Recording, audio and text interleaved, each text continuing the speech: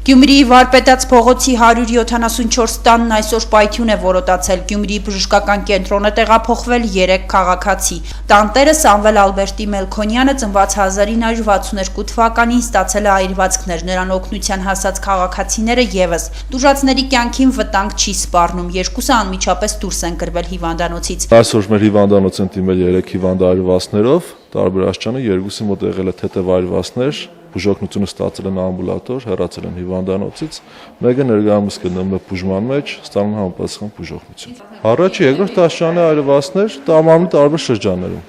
Դեպքի վայրում աշխատանքներ էին իրականացնում Շիրակի մարզային քննչական վարչության, գազաֆիկացման և գազամատակարարման մասնաճյուղի աշխատակիցներ։ Հարևանների պատմելով ուժեղ պայթյուն է որոտացել։ Բնակարանից հայտնաբերել և դուրս էին բերել ավտոմեքենայի գազաբալոն, մասնագետներ ուսումնասիրություններ էին անում դեպքի վայրում հասկանալու համար ինչն է եղել պայթյունի իրական պատճառը։ Կենցաղային գազից նման պայթյունի հավանականությունը քիչ են համարում, ուստի փորձում էին ուսումնասիրել, թե ինչ կապ ունի տեղի ունեցած միջադեպը ավտոմեքենայի համար նախատեսված գազաբալոնի հետ։